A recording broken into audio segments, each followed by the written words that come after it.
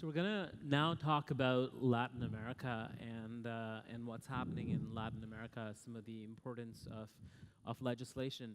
I have with me on stage Alfredo Pascual. Alfredo has been in the space for very many years, like myself, very knowledgeable on Latin American, European sort of regulations and legislation. So we're going to talk about sort of what's happening. Alfredo is going to certainly give us an update country by country. We'll end off last in Mexico, given what Mexico recently did. And then we'll go from there. So we're seeing, obviously, a lot of licensed producers in Canada set up companies and agreements in Latin America. So do you want to walk us through, maybe start with Chile, what's happening in Chile, and go country by country from there? Yep. So before going country by country, I would say that the importance of Latin America is that I don't believe anyone here believes that the long-term future of cannabis cultivation will be in Canada or Denmark. So if you're a Canadian licensed producer and you want to get prepared for the future, you must have at least some Latin American plan. If that's going to happen soon or later, we don't know that. It's probably going to take a while until things really develop in Latin America the way they are in Canada. Canada obviously has the advantage of a great regulatory framework already implemented. Latin America still hasn't that. But you need to get ready. And when we talk about Latin America, there are many differences among all these countries. There are different stages and have been advancing at different paces. And we need to consider them individually. There's no regional legislation or anything like that, no regional commerce even. So starting from south to north, if we start with Chile, it is a complicated country to understand because there are a few things going on, but you don't have a clear framework in which you could go apply for a license and where you know what you need for that. But still, there are a few things happening there. First of all, there's a very strong civil society advocating for access to medical cannabis especially, but also home growing. And that means that there's a very strong organization called Fundación Daya, which has a predominant role there.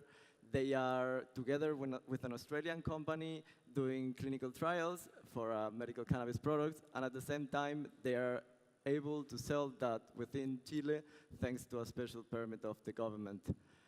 About imports, Chile imported in 2017 on an exceptional basis Tilray products. As far as I know, that was the only time that they did that, and they didn't repeat it. It was based on a very exceptional thing. So far, Chile hasn't exported anything, but it might happen.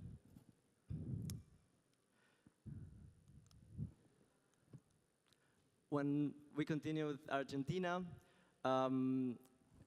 it's a country that passed a medical cannabis law almost 2 years ago. I believe it was in March 2017.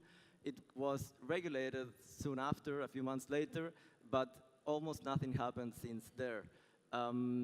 The most interesting thing going on is that about 100 patients, all of them children with severe cases of epilepsy, are having access to medical cannabis at a special program in a hospital in Argentina.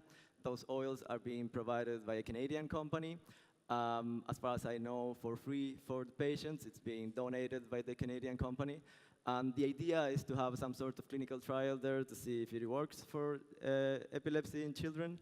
And then regulators will see how they take it from there.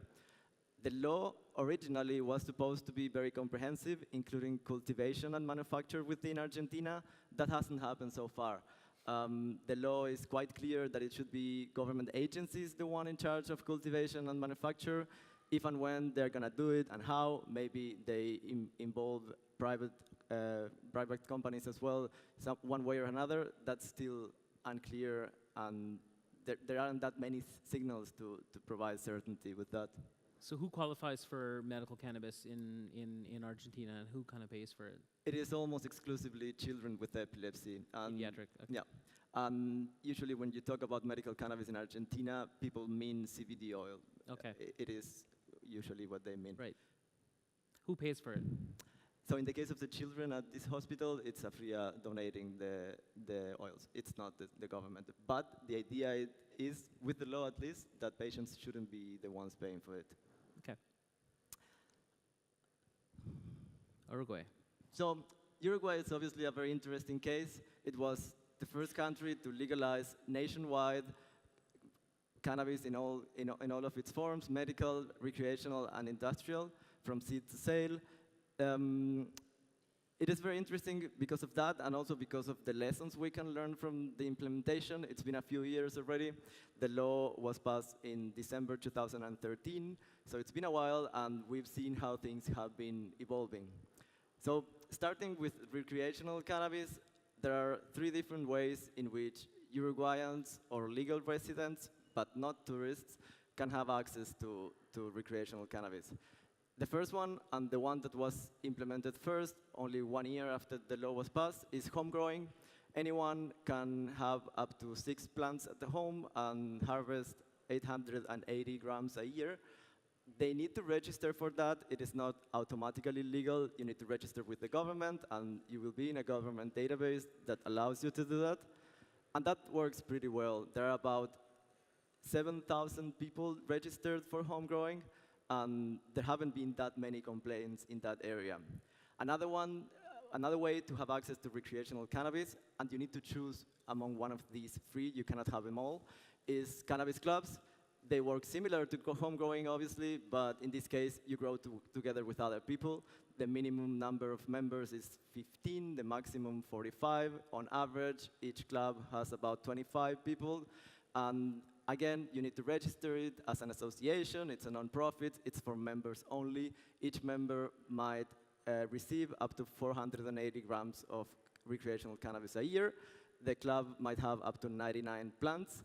And there are about 100 cannabis clubs in Uruguay at the moment. The third one, and obviously the most interesting one, because there was some sort of home growing and cannabis clubs even before Uruguay legalized in other areas of the world. The innovative thing about Uruguay was recreational cannabis sales in pharmacies. So the way that works, again, users need to register. They have a weekly quota of 10 grams a week that they are able to buy in pharmacies, and in pharmacies only. That's the only retail possibility. And I'm talking about recreational cannabis still, not medical. There are about 17 pharmacies in the whole country selling.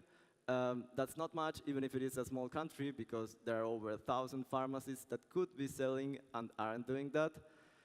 One of the reasons why they are not doing that is one of the biggest challenges that Uruguay has had so far, and that's the banking issues. So banks in Uruguay, they don't want to have anything to do with cannabis, even if it is completely legal on a federal level. The reason for that is that they work with banks in the US, and they don't want to get in trouble just for a small thing in Uruguay. There are workarounds, as usual. Usually, if you have a pharmacy in Uruguay and you want to sell recreational cannabis, you would use your own personal account and not the company one, and other ways to try to fool the banks. But still, there's a lot of uncertainty there. In terms of production for recreational cannabis, there are only 2 companies.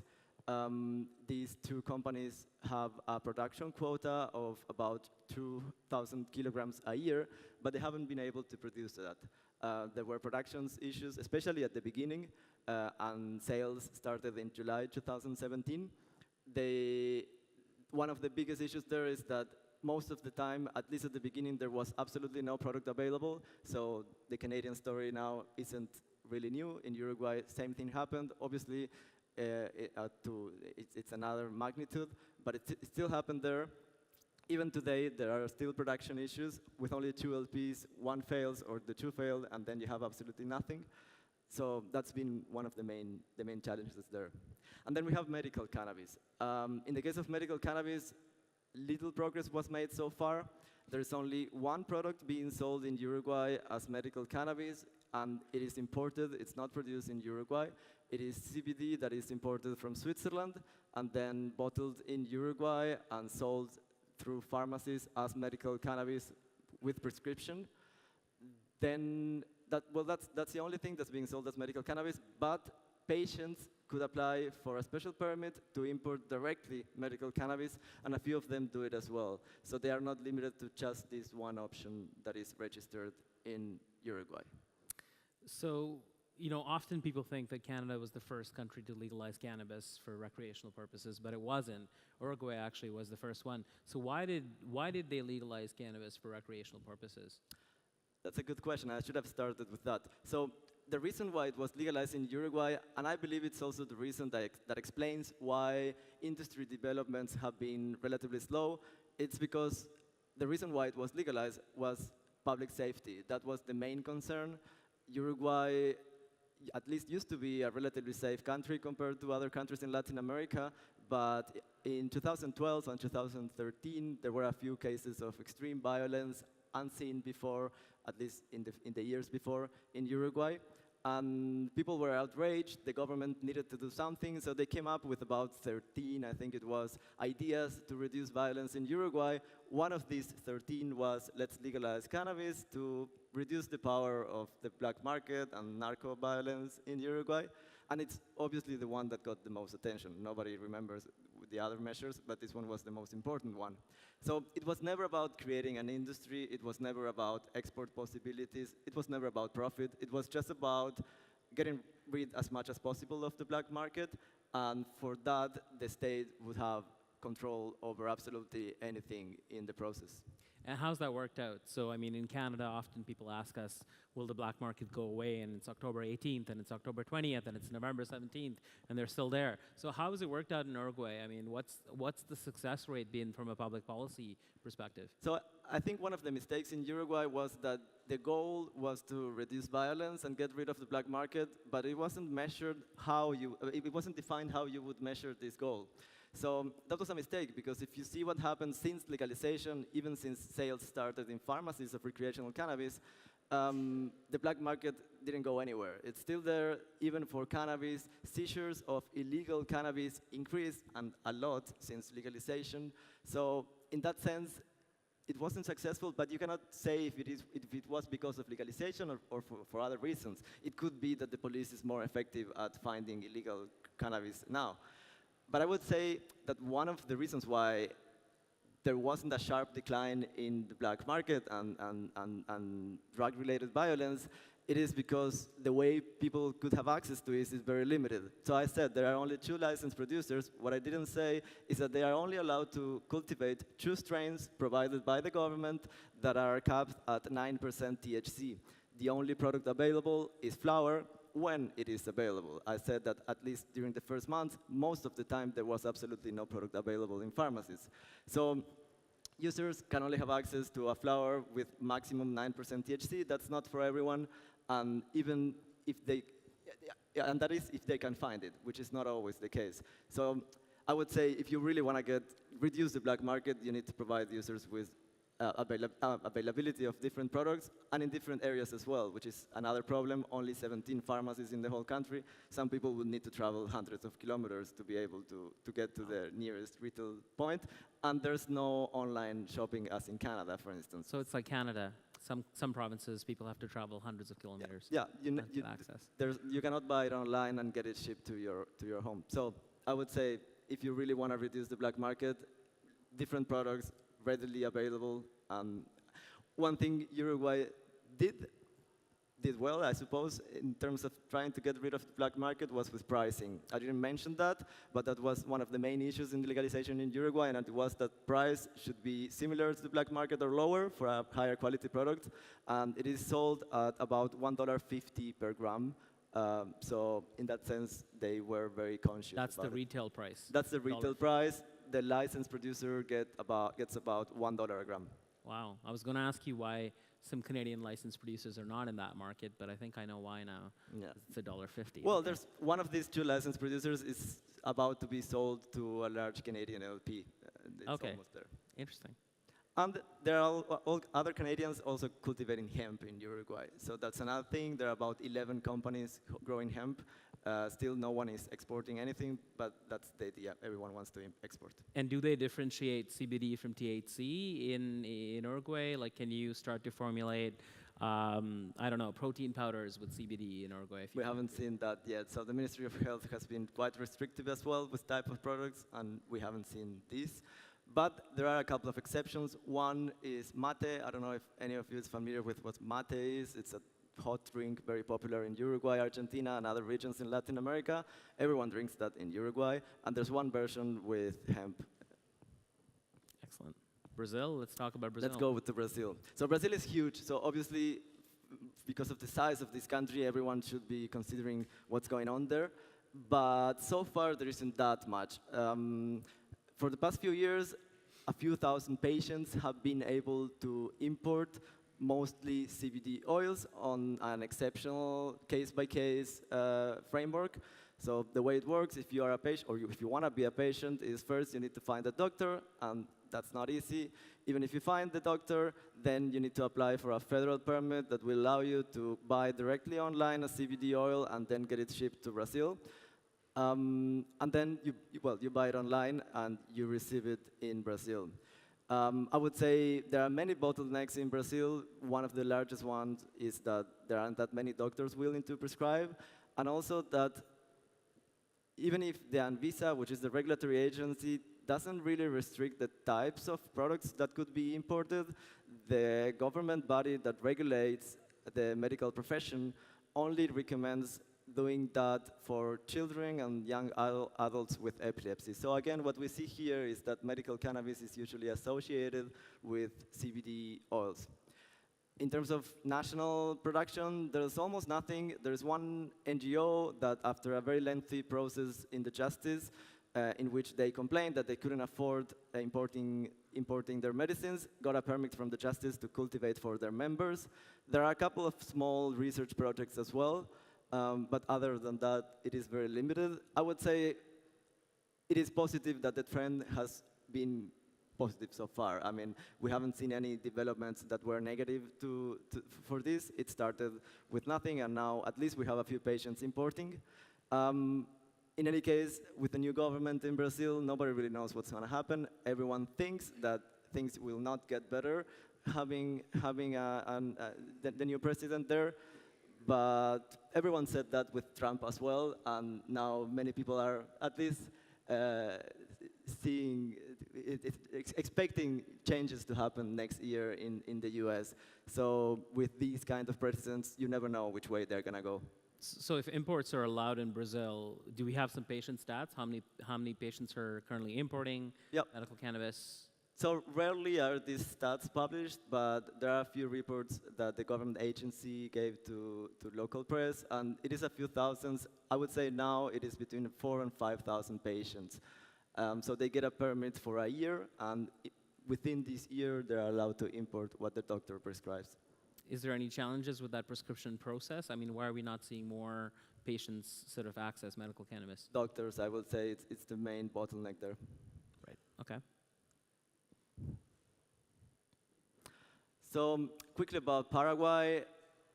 Paraguay has one medical cannabis product currently being sold there. Again, it's a CBD oil, and it is imported. It's not produced in Paraguay, and it's produced with CBD isolate only. It is not full spectrum, and that's the only thing you can buy in Paraguay if you are a medical cannabis patient.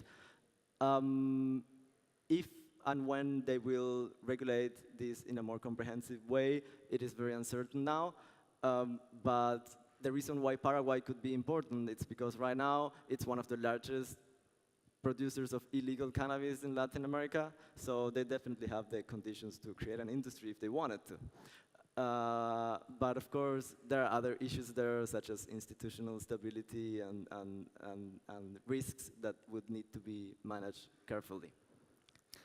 Do they have the ability, you think, to be a net exporter of medical cannabis? Oh, absolutely. If they regulate it, yes. But they've been very restrictive so far.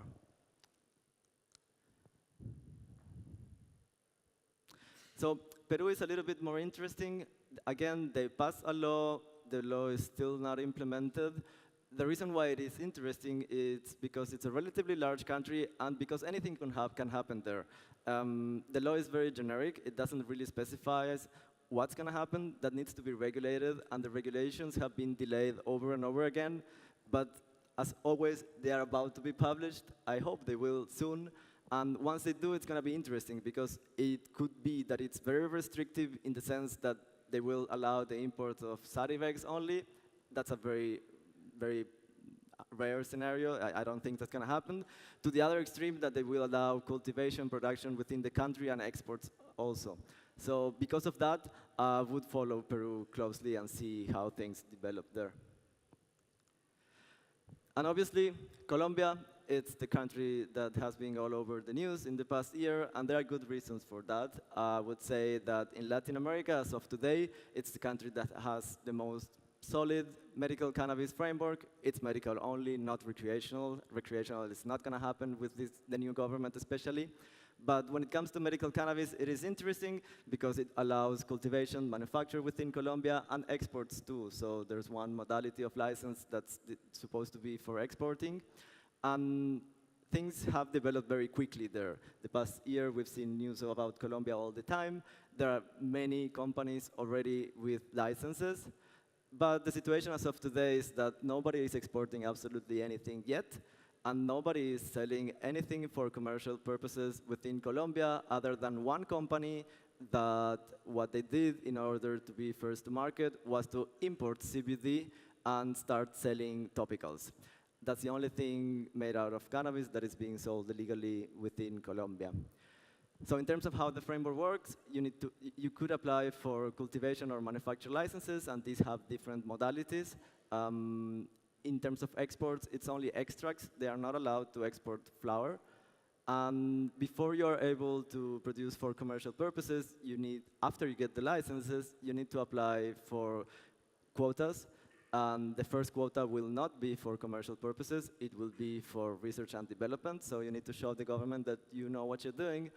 After that, you can apply for a quota that will allow you to sell within Colombia or to export, but in order to be able to do that, or at least in order to be granted that quota, you need to show the government that you have a solid buyer. And just a very generic LOI will not work. I've seen many Colombian companies desperate just to get an LOI signed with whomever it is, but that's not going to work. The Colombian government is very careful that they will only allow the cultivation of high THC cannabis if the company has a solid buyer, and they will check that with the destination country to see if that's the case and if the destination country will allow that import. So I want to spend some time on Colombia because we're doing quite a bit of stuff there, and a number of Canadian companies are looking at importing medical cannabis from Colombia into Canada. But before I get to those questions, I want to maybe ask you really quickly, why is Colombia issuing so many licenses and continuing to issue licenses at the moment? Well, there was never supposed to be a license cap, and I don't know if this is the reason, but what I suppose is that the government that was in charge of licensing until very recently, when it changed, was very supportive of the industry, and I believe that, this is just my speculation, but I believe that they wanted to create an industry as fast as possible so that when the new government comes, even if they will not be able to go back to how it was before because the law was already in place, and for that they needed to pass legislation, there will be so many companies already working there that it would be difficult for the new government to make life complicated for them. But two things. So one is having a license is not enough if you want to cultivate high THC cannabis. The quotas is the way that they restrict it. And the second is, there aren't that many licenses being granted right now. Why that's happening? Again, there's no official explanation. Well, the official explanation is there's a new government there, and they need to get acquainted with everything, see how it works, and then they will start issuing again. But of course, I've seen lots of people worrying that have an application there in process, and I believe there are many more companies in the pipeline than already with license that are waiting to see how the new government continues implementing medical cannabis. The government has been supportive, but yeah, licenses are not being granted at the moment.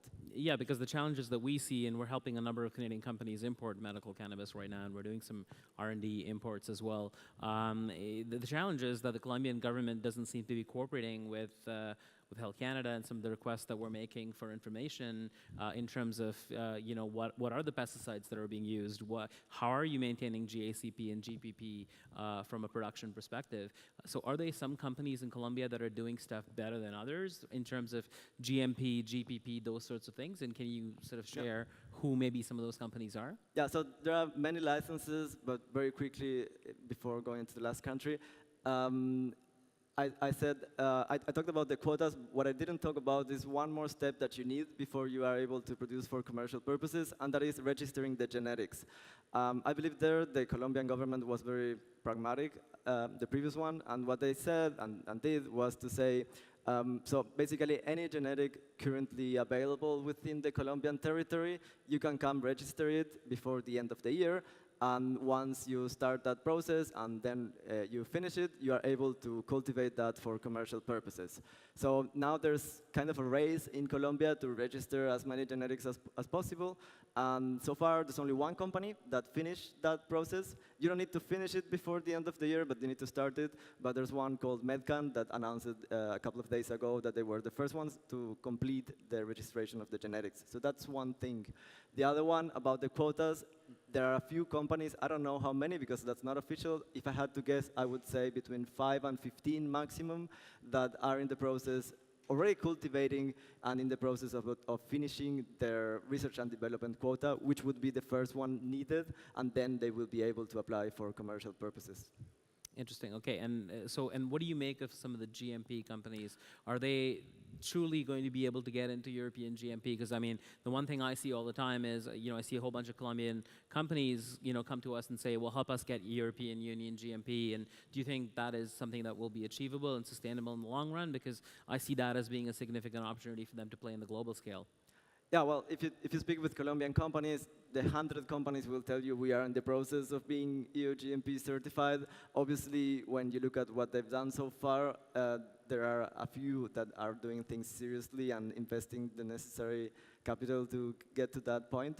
But obviously, you will not have 100 companies exporting from Colombia to the EU. We haven't seen any EU certification so far.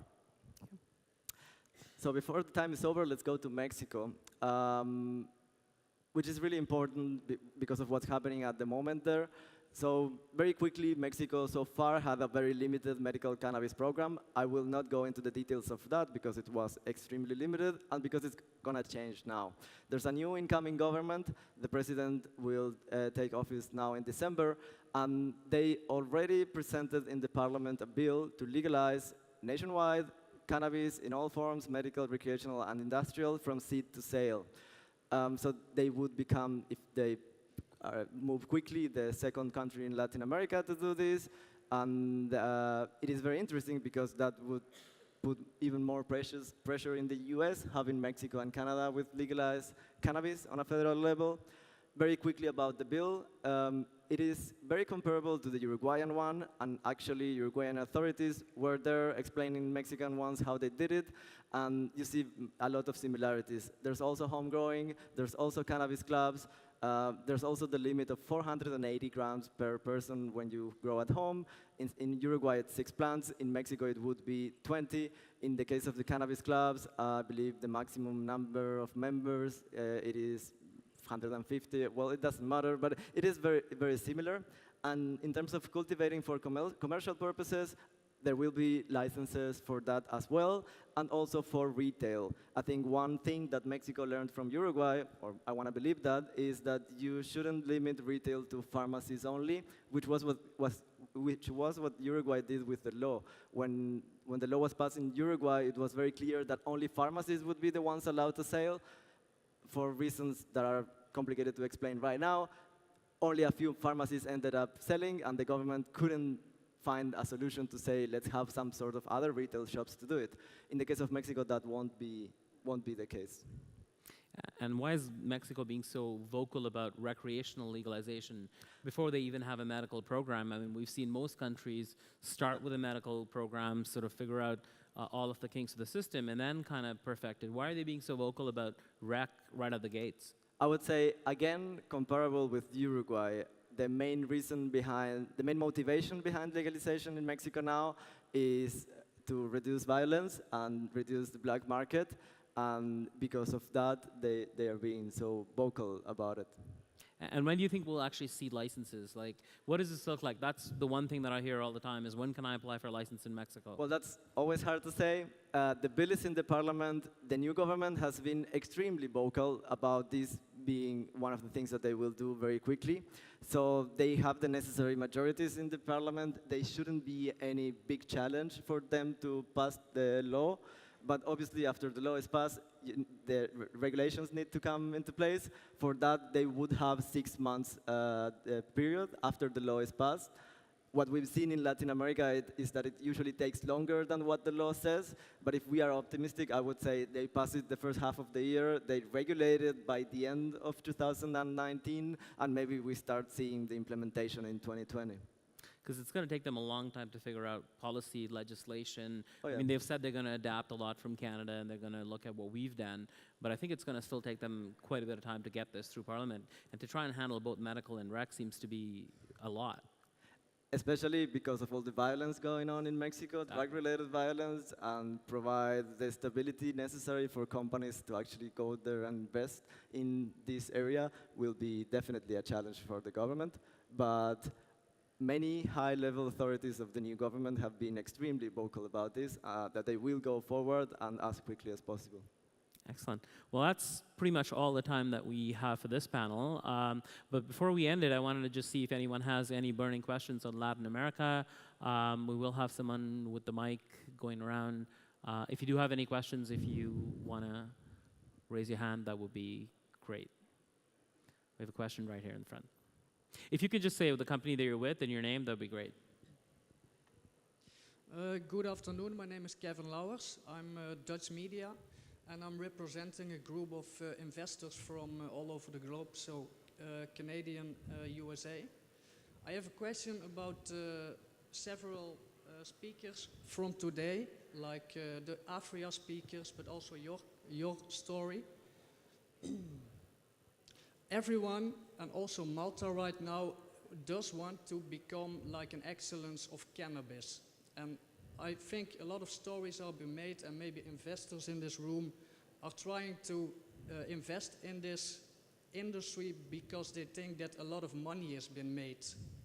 But if I check the story about Africa, then I think it's a little bit clear that there are a lot of difficulties, and it's not a commercial company that is selling cannabis. Do you think that the possibilities in cannabis are so big as some people believe at the moment? If I think that the possibilities are so what? So big. So big. That everyone wants to invest in cannabis, and everyone thinks that they are going to export all over the globe, but not everyone is able to get to the European standards and everything like that. Well, I guess it depends how you look at it. Are you looking at it in a 10-year frame or a 2-year frame? And definitely, when you look at the sales going on right now, be it within Canada or exports worldwide, it is extremely limited. Quantities being sold in Europe are still limited, even within Germany, the country where I live and that I know closely. And I think I was very cautious in Latin America to say what the numbers of patients are. And even in countries as big as Brazil, you only have a few thousand patients importing on a restricted case. But obviously, if you talk with the companies that are public, they will tell you, look at it in 10 years, look at all the industries that this industry will affect, and look at the regulatory trend that, despite being relatively slow, it is only positive so far, and more countries are coming online. Look, if you ask me, is it big? I mean, look at the stock exchange in terms of how massive this is. I mean, we've dubbed the CSE the Cannabis Stock Exchange, not the Canadian Stock Exchange, for a good reason. You know, it's insane in terms of market valuations. But I'll look at it strictly from an opportunity perspective. I mean, the opportunity is significant. Germany can't keep enough product on the shelves in terms of pharmacies getting product out. And clearly, we've done a great amount of work in Canada for very many years, perfecting regulations so that we'll be able to cultivate at scale. Yes, you're seeing supply shortages now. It was something that was predicted for a very long time, but that doesn't speak to the inability of Canadian producers to be able to produce, and in fact speaks to the ability and the strict quality control requirements that our Canadian government has. This is not a free-for-all where you're going to be able to cultivate a whole bunch of product and start to bang it out of the shelves, and we're not differentiating between medical and recreational cannabis as far as the quality of the product is concerned. So yes, the stock markets are going to take some kind of a beating in terms of the real players on who can really execute, but that will really separate some of the key players from the ones that are making big announcements saying they can deliver. And I certainly believe that there are a number of Canadian companies, both large and small licensed producers, that will be able to execute. And certainly from an international perspective, I can tell you we're much better off than any other country, I would say, currently that's got programs in place. I mean, I look at the US all the time, and everyone's like, are you concerned about the US? And not really, because I don't think they've actually done this to the same regulatory standards as we have in Canada. And I think that's what the world wants. When we look at Germany looking at importing product, the reason they're importing product from us is because of our quality assurance standards. And I think we have perfected this industry to a great extent, and I think there's a lot of work to be done. We'll get there, and then we'll take this global. I mean, I certainly see the opportunity, absolutely. Okay. Yes, thank you, thank you. Well, thank you very much. That's all the time that we have. We are now going to break for lunch. I will see everyone back here at 3 o'clock. So thank you. That was good.